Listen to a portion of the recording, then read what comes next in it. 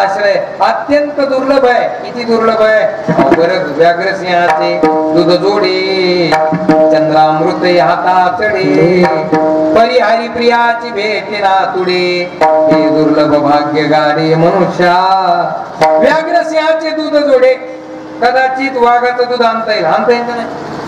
वाघाचं दूध आणता येईल. वाघ दूध देतोय का.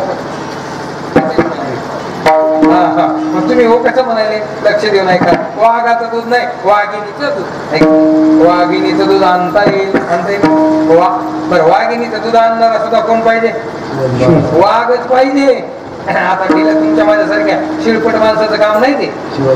छत्रपती संभाजी महाराज छत्रपती शिवाजी महाराजांसारखा वीर महापुरुष असेल तर वाघाच्या जबड्या काठीन हात मोजून जात आहे ना. तसा महापुरुष असेल तर वाघिणीचं कदाचित दूध काढता येईल. महाराजांना काढता येईल. व्याघ्र सिंहाचे दूध जोडे. चंद्रावरचं अमृत सुद्धा आणता येईल का नाही. चंद्र काय करतो माहिती आहे. अमृत देतो. आणता येईल का नाही. चंद्रामृत हातात चढे. आपण आणतो की नाही चंद्रामृत. ती पौर्णिमा असते बघा. कोणती. कोजागिरी पौर्णिमा. इकडे भजनी मंडळी भजन करतात. बाहेर दूध घोटायला चालू असतं. ते मग 12 वाजले की दूध बाहेर ठेवतात. त्याच्यात चंद्राचं प्रतिबिंब पाहतात आणि यायचं इकडे भजन सुरू आहे. भजनात लक्ष करून दुधावर लक्ष कोणाचं नाही. असं काही म्हणू नका. नाही ते भजन. मग आपण काय करतो. आपली एक भावना असते की त्या दुधामध्ये चंद्राचं अमृत आहे अशी एक भावना असते. नाहीतरी महाराज चंद्रावर जाता येत नाही का. आत्ताच त्या चंद्रावरून उतरल्या ना. कोण. सुनीता विल्यम्स. आत्ताच चंद्रावर गेले. चंद्रावर सुद्धा जाता येतं. ज्ञानेश्वरीचा 12 वाजले बघा. 12 वाजलेत वर्णन आहे. काय काय होईल.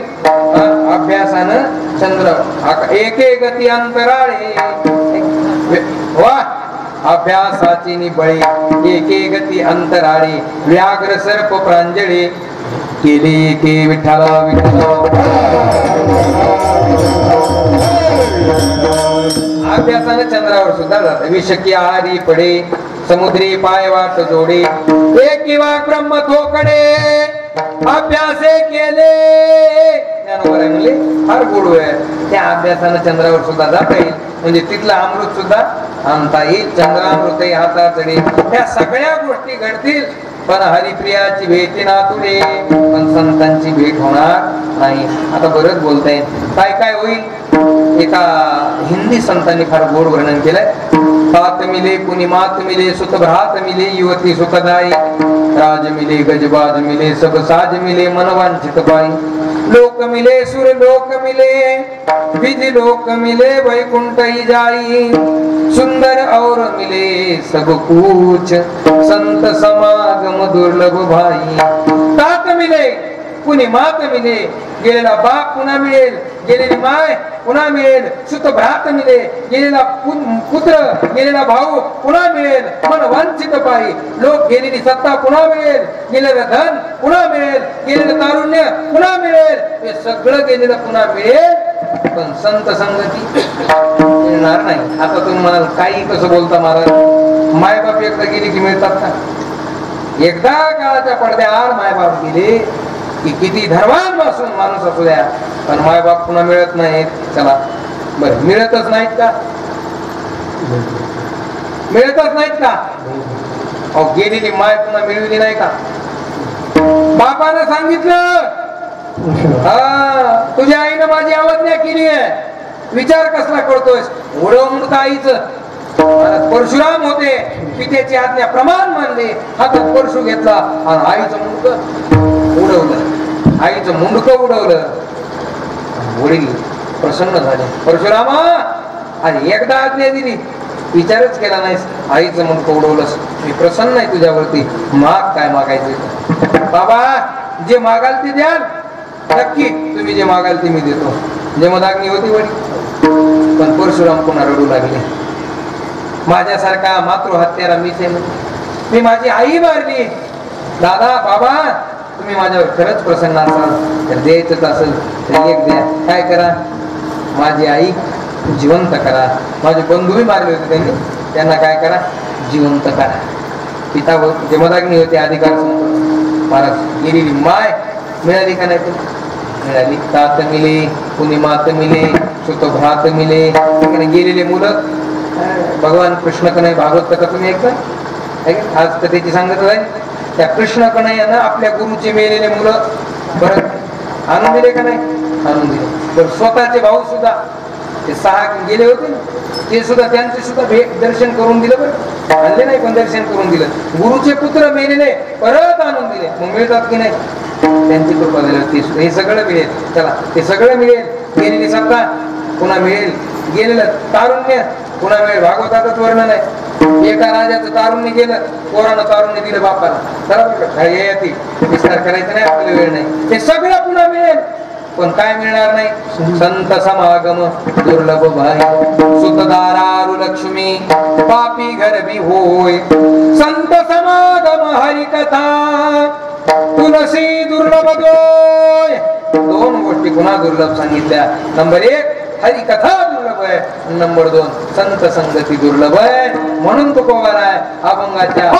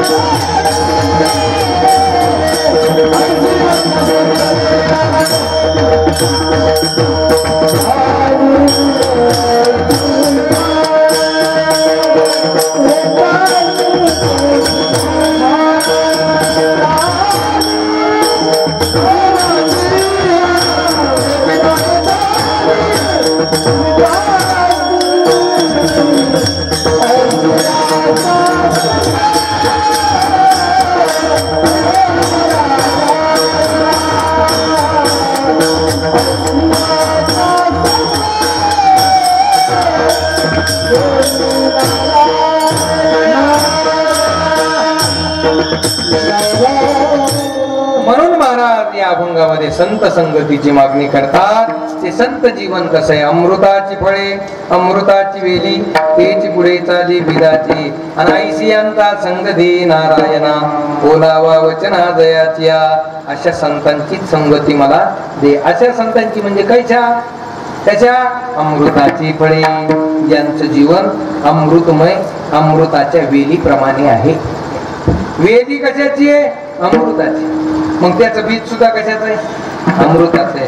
आणि तिला लागणारं फळ सुद्धा अमृताचंच आहे. बीजही अमृताचं, फळही अमृताचं आणि त्याचं स्वरूपही अमृताचं.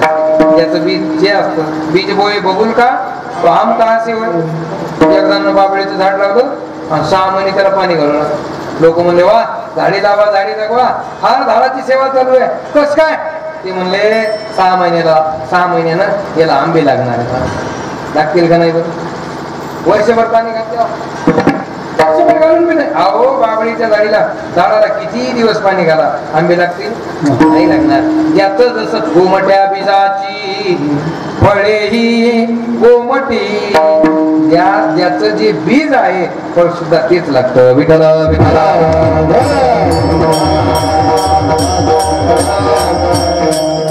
बीजा पोटी फळे रसाळ गोमटी. इथं बीज आणि फळ हरीचे ना. इथं संत संगती संतांचं जीवन अमृतमय आहे. अहो अमृतापेक्षा सुद्धा श्रेष्ठ आहे. अमृताची फक्त उपमा दिली आहे. अमृतापेक्षा काही श्रेष्ठच नाही. नाही तर संत संगत ही अमृतापेक्षाही श्रेष्ठ. अमृत फार फार तर काय करतं? एखाद्यानं जर अमृत पिलं आपण तर काही पिलं नाही.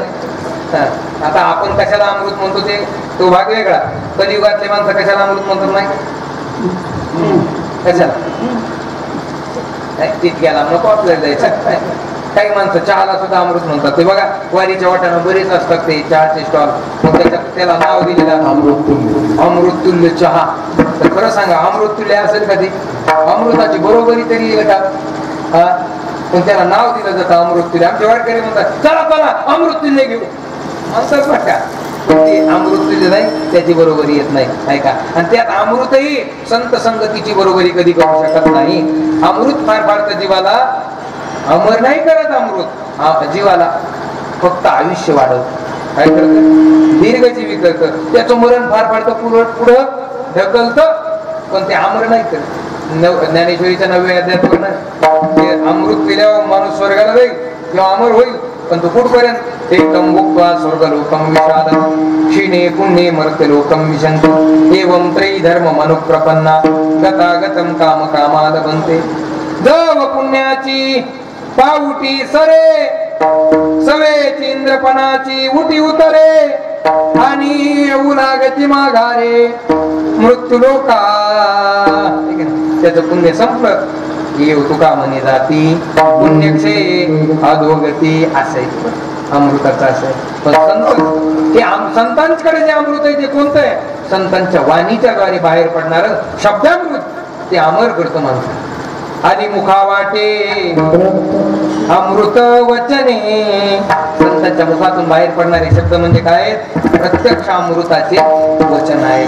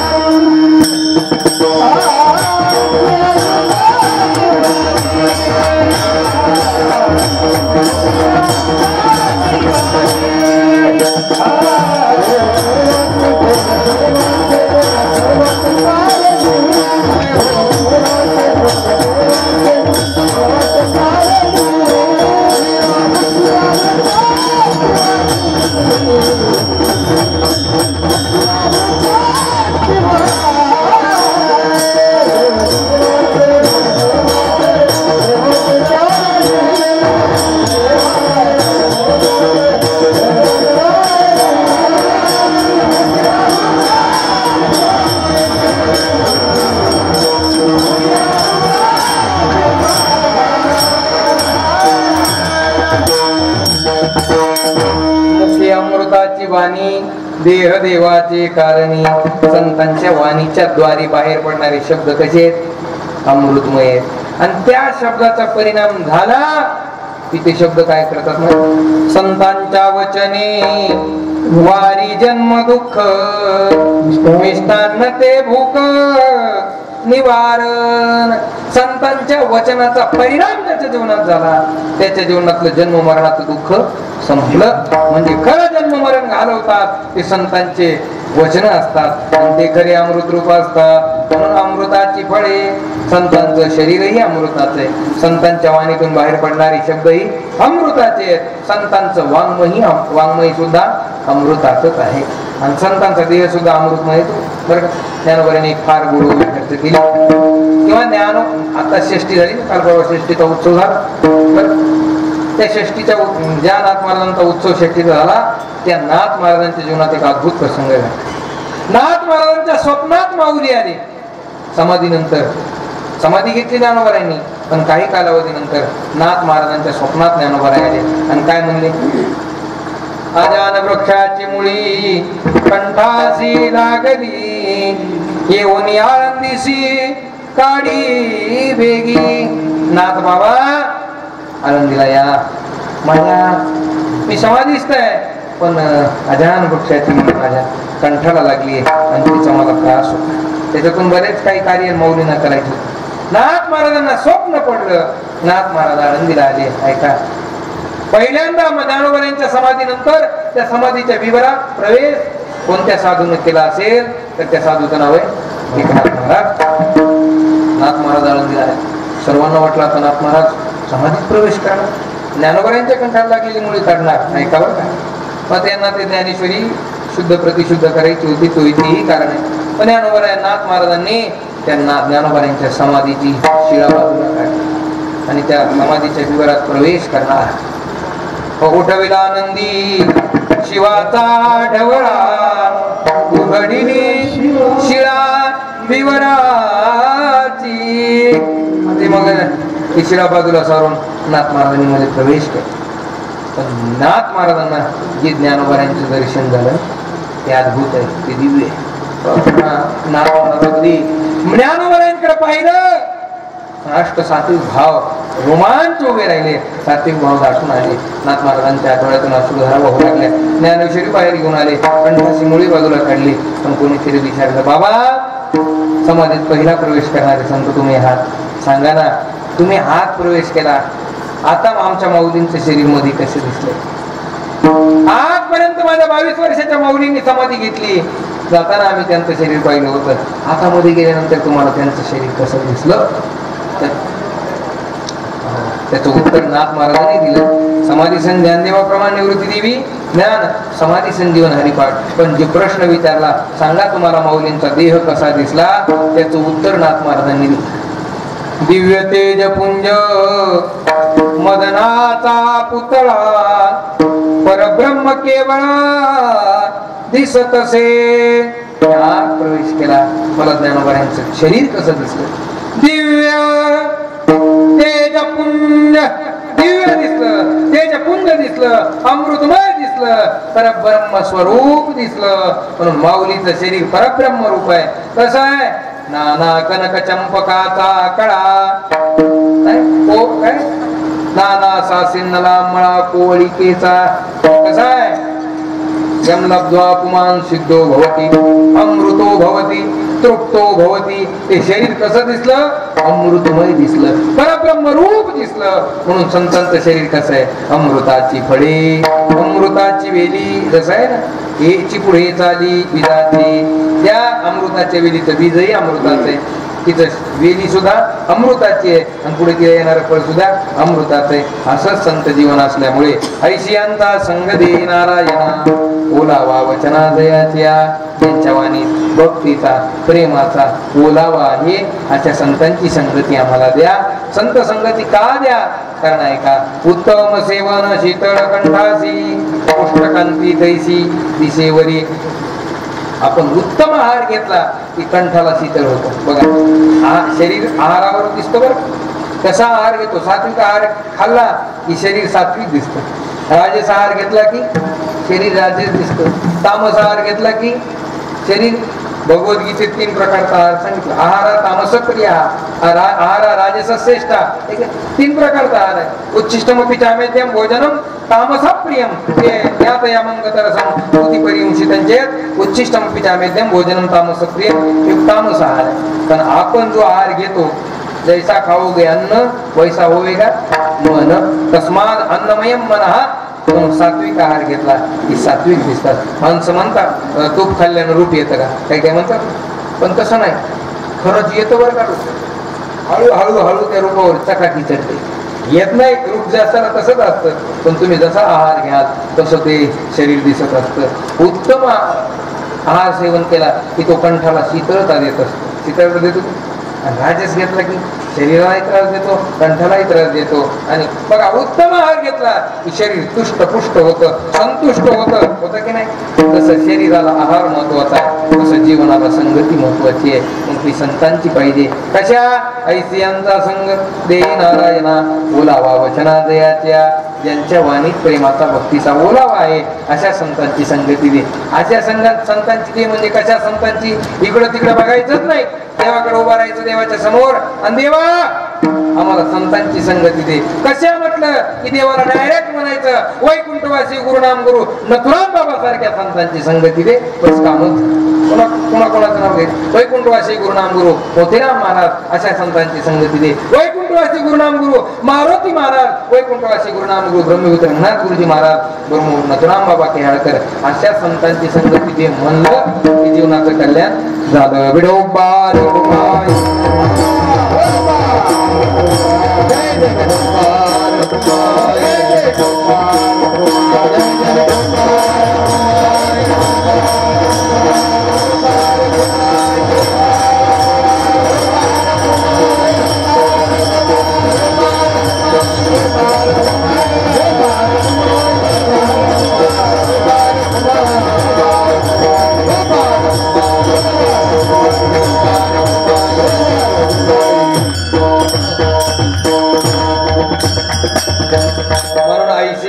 संग देई नारायणा बोलावा वचना दयाच्या.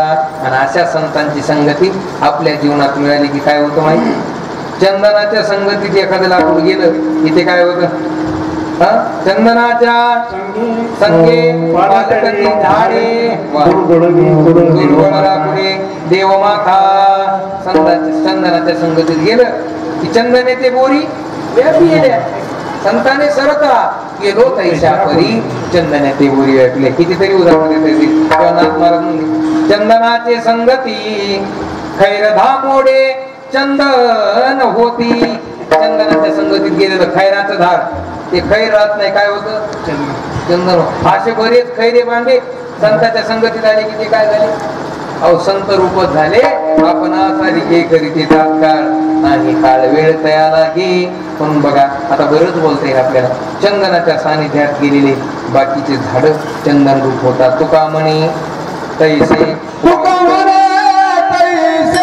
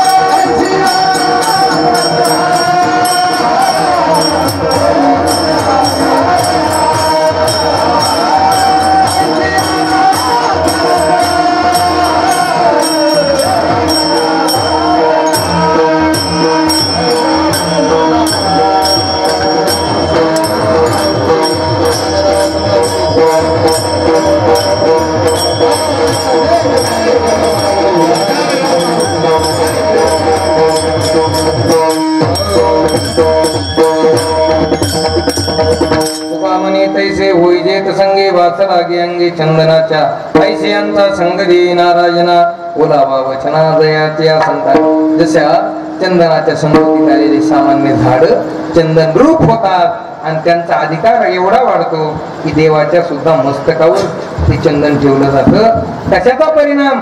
चंदनाच्या संगतीत आलेल्या त्या संगतीचा परिणाम. कसं तुमच्या माझ्यासारखे सामान्य जीव संताच्या संगतीत गेले की ते संत रूप होतात, देवाच्या जवळ जातात. म्हणून तुकोबा आहे संत संगतीची मागणी या अभंगात करतात. ऐशियांचा संग दे नारायणा ओलावा वचना जयाचे आधारी सेवा सांगून गुरुजोग महाराज ब्रह्मभूत गुरुनाम गुरु रंगनाथ गुरुजी महाराज वैकुंठवासी गुरुनाम गुरु मोतीराम महाराज वैकुंठवासी गुरुनाम गुरु मारुती महाराज आणि यांच्या पुण्यस्मरणाच्या निमित्ताने हा उत्सव चालू आहे. ते वैकुंठवासी गुरुनाम गुरु नथुराम बाबा केहाळकर आदी करून सकल संतांच्या चरणावर ही सेवा समर्पित करतो. बोलण्याच्या ओघात एखादा वेळावाकडा शब्द गेला असेल आई वडिलांचा अंतकरण करून क्षमा करा अशी प्रार्थना करतो. आपण सर्व भाग्यवान मंडळी आहात या साधू संतांची कृपा आपल्यावरती मोठी बरसत आहे. खरंच भाग्यवान आहात आणि त्यांच्या कृपेचा परिणाम सगळे नित्याचे कार्यक्रम 12 महिने आपल्या गावात होतात. सकाळी काकडा भजन होतं, दुपारती होते आणि सायंकाळी सुद्धा भजन होतं. नियमाने आपल्या गावामध्ये ही सगळी भजनी मंडळी हे नियम पार पाडतात आणि तीच भजनाची टाळाची त्या आवाजाची ताकद सामान्य नाही बरं का. आणि ती म्हणून याचं कारण हे तुमच्याकडून का घडतं? नामामणी केशिराजा केला नियम चालवी माझा, हा नियम का घडतो? या देवाची कृपा आणि या सगळ्या संतांची कृपा तुमच्यावरती आहे. अशीच कृपा आपल्यावरती बरसत राहो अशी आपण या साधू संतांकडे भगवंताकडे बजरंगबलीकडे प्रार्थना करू आणि वाणीला विराम देऊ. तुकाराम तुकाराम.